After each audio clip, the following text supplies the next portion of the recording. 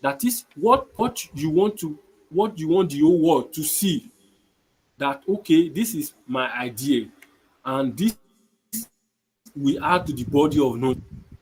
So, and there are two types of academic writing. There are student academic writing and expert academic writing. Writing is just the basic academic writing you do as an undergraduate, and it's just for the lecturer or the professor to test or to see that you to demonstrate that you understand what you are doing. While expert academic writing involve the one you put together for publications. We go a long way. You can see it takes a long time before this academic you write and they send it back to you, you review it again, you send it to them, and before it can be published. So I want to take us through the feature of academic writings. We have before when not academic writing, we have to have this at the back of our mind, that academic writing should be structured in a way that is acceptable in an academic community or academic environment.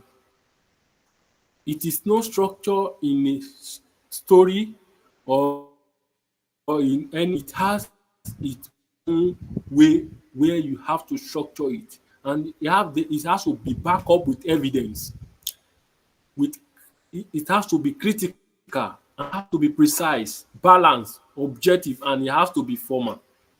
So these are to know to when you say academic writing should be structured, it has to be coherent. What does it mean? That is, it has to follow a logical, arrange your idea in a logical progress. Know that it will be in a house, or you, like the Bible says in the book of Luke 14:20, a tower seated not down first and count the cost. You have to count the cost. You have to count the cost. Okay, you have to check, this is the what I have, this is what, and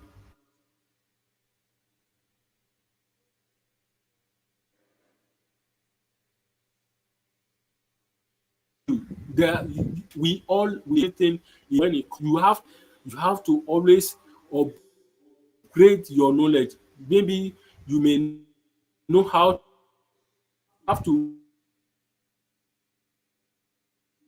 look up to, okay, you have to be added. So that is that about structure. Okay, let's go to evidence. So your work, I know is your work, but it must, your opinion, your everything sentence. You see that eucalyptus species originally native to Australia is a fact. Is a fact that shows, so that shows, so this is not my idea, and you can also see that this is not my idea. You can see FAO, I cited FAO 20, and also Davison Davison 1996. So it is important that when you are writing, you must ingredient, that is what will make your work convincing and acceptable in the academic world. You must always cite where you're bringing up, or you are cooking, and evaluated before you put whatever reason you want to use for, maybe for your publication or for your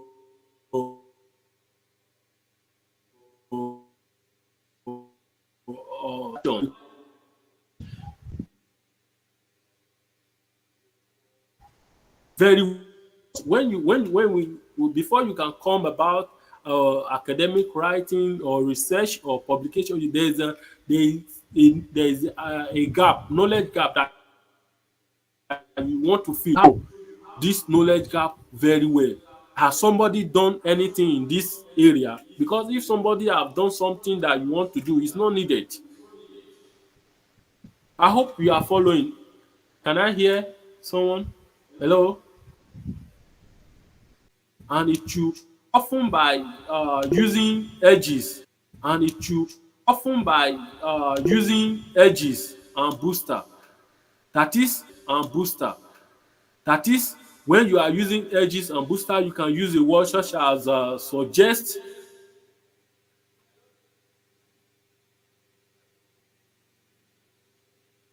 and when something you have to just show okay, this is the research I'm doing, and it's indicate by, you can indicate by a chart or something. It must be balanced and objective. And objective, your research must be objective. That is,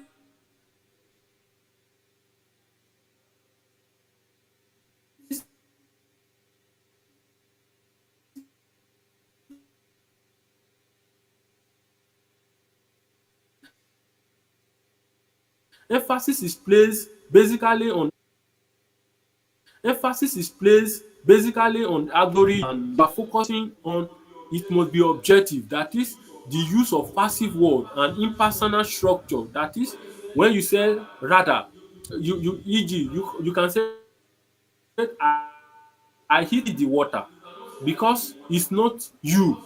You can say the water was heated. Also, rather than you, okay, in my opinion, no, it's not in your opinion. You can say as it not the first person. It is no, it's not a you should use analyze it.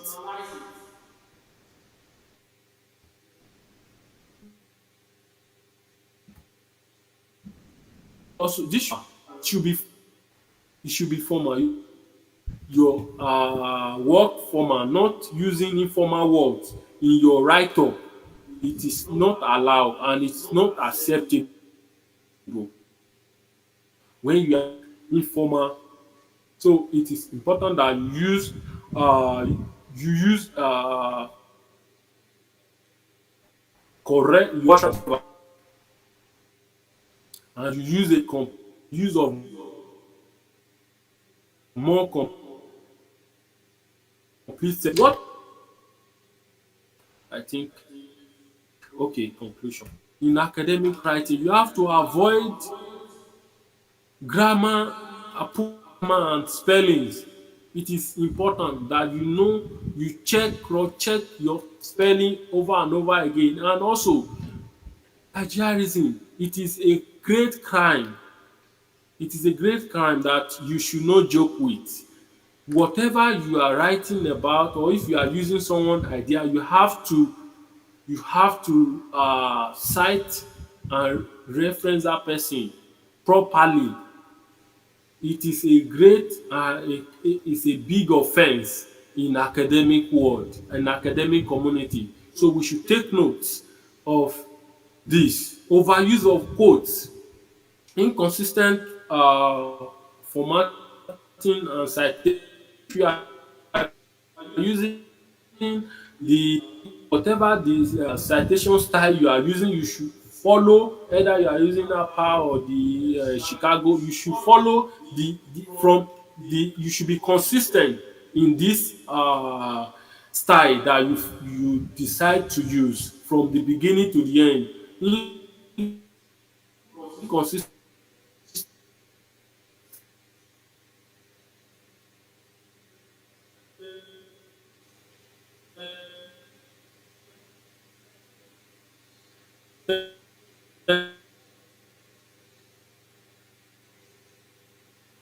ten t is not allowed. So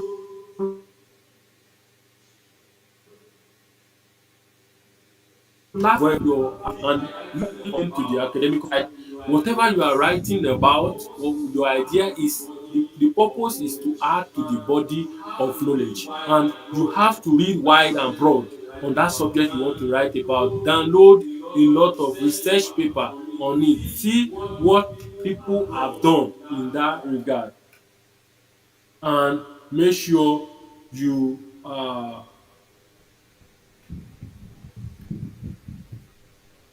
Okay. Okay, thank you for your attention. So I don't know. I not hearing anyone. I don't know if somebody is still hearing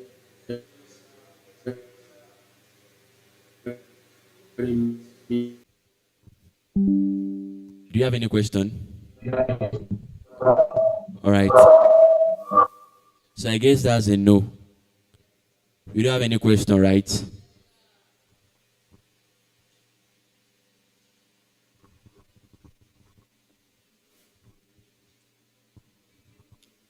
All right. We'll be moving on to the next panel session. Yes. Don't worry, it's not this time. This time around is not. Yes, we learned a lot of things, right? Please be real with yourself. Oh. Okay, so okay, they said we are going to do something real quick before the panel comes on. So the first volunteer book review. Yes, the first volunteer group book review. The first volunteer book review. So we'll be calling on. He's not a librarian, but he's volunteering for us. So we'll be calling on him now. We'll be coming up stage for his own volunteer book review. Please can come up, star. Please with a clapping ovation. Let's welcome him. Let's welcome him. Let's welcome him. It's a very privilege to like have him. Thank you, sir. Good afternoon, everyone. Good afternoon, Arsefuta. Yes, my name is Gideon Ibidapo, and I'm a member of Ocean Units. And I thank um, the library units for this special authority to review this book. So the title of this book is Things I Wish I'd Known Before We Got Married. Okay, Things I Wish I'd Known Before We Got Married by Gary Chapman. Yes, so very quickly, I want to cite a very good example for us. Assuming this stand is Mr. A, and just assume this stand is Mr. B. Are you with me? So let's assume this Mr. A, he grew up here in Akure, but was given birth to in Ipule. How many of us know Ipule? That local community around there in Akure. Yes, he was given birth to in Ipule. And so, as a result of how they raised him, at age 10, he was already carrying 25 liters of cake. He can carry it by himself and trek a very good distance at age 10 as a result of how he was brought up. He went to a community secondary school, a community primary school, and that was how he was brought up. At age 10, he could cook amala by himself. He had to do a lot of things. He could check right from Futa to Futa Junction at age 5 very fast. Now, this is Mr. B, giving birth to in this same Akure, and was giving birth to in Alagbaka. Are you with me? Trekking to school. His parents always carried him right from school to home